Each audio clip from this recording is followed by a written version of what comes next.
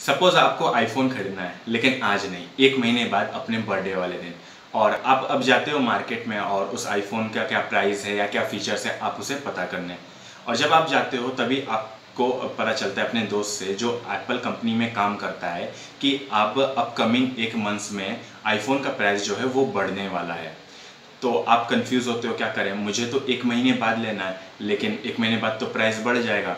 तभी आपको शॉपकीपर आता है और बोलता है ऐसा है भैया, परेशान मत हो, एक काम करो, आज आप मुझे 1 लाख रुपए डिपॉजिट कर दो और 1 महीने बाद आके आप मुझसे आईफोन ले जाना। सेम उसी बिलिंग पे जो आज प्राइस है मैं उसी पे दे दूंगा। और अगर उस दिन आईफोन जो है वो 1.5 लाख का भी हो जाएगा तब भी मैं आपको 1 लाख का ही आईफोन दूंगा, क्योंकि आज के प्राइस पे मैं बिल आपका बना दे रहा हूँ। लेकिन अगर आईफोन 80,000 का हो गया तो मैं आपको 20,000 रुपये वापस नहीं करूँगा। आपको तो थोड़ा ठीक लगता है कि चलो हाँ ठीक है, अगर मेरा दोस्त एप्पल कंपनी में काम करता है तो चांसेस ज़्यादा है कि वो सही बता रहा होगा। आप 1 लाख रुपए डिपॉजिट करते हो और डिपॉजिट करके फिर 1 महीने का वेट करते हो। यही सेम चीज़ जो है वो फ्यूचर्स में भी होता है, बस आईफोन की जगह पे कंपनी के शेयर्स, कमोडिटी, करेंसी, ये सब चीज़ें होती हैं। और सेलर की जगह पर एक फ्यूचर सेलर होता है और आप दोनों के बीच में, बायर और सेलर के बीच में एक रेगुलेटेड पार्टी होती है जो स्टॉक एक्सचेंज होती है, जो इंश्योर करती है कि on the expiry of future के एक्सपायरी पे बायर को जो है वो शेयर्स मिल जाए सेलर से और बायर जो है वो पैसे दे दे सेलर को।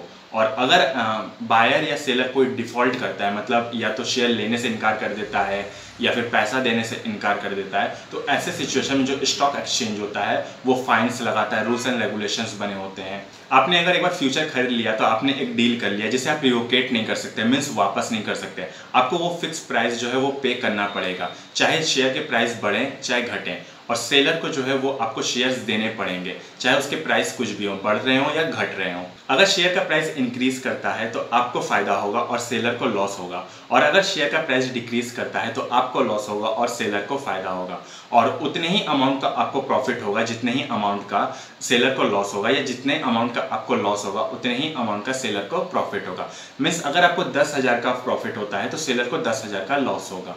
फ्यूचर्स में कंपनी के शेयर्स ही होते हैं लेकिन लॉट में होते हैं और आपको लॉट भी खरीदना पड़ता है। और एक लॉट में कितने शेयर्स होंगे और उसका प्राइस क्या होगा वो स्टॉक एक्सचेंज मैनेज करती है। जैसे HDFC के एक लॉट में 500 शेयर्स हैं। फ्यूचर कॉन्ट्रैक्ट और डेरिवेटिव का 2 तरीके से सेटलमेंट होता है, एक कैश बेस्ड सेटलमेंट जिसमें जो भी डिफरेंस होता है प्रॉफिट या लॉस का वो आपके अकाउंट से डेबिट या क्रेडिट हो जाता है। दूसरा है डिलीवरीज बेस्ड सेटलमेंट। एज पर न्यू सेबी गाइडलाइंस आपको एक्चुअल में शेयर का डिलीवरी लेना होगा अपने डीमेट अकाउंट में। उसके बाद आप उस शेयर को जैसे चाहो वैसे सेल कर सकते हो, ओपन मार्केट में सेल करो या फ्यूचर में सेल करो, वो आपके ऊपर है। मोस्टली केसेस में ब्रोकर जो है वो इंकरेज करते हैं कि आप एक्सपायरी से पहले ही फ्यूचर कॉन्ट्रैक्ट से एग्जिस्ट हो जाओ। मीन्स आप अपना फ्यूचर कॉन्ट्रैक्ट जो है या फ्यूचर डेरिवेटिव जो है वो किसी और को सेल कर दो, क्योंकि एक्सपायरी पे आपको शेयर्स का डिलीवरी लेना होगा और पूरा प्राइस पे करके लेना होगा।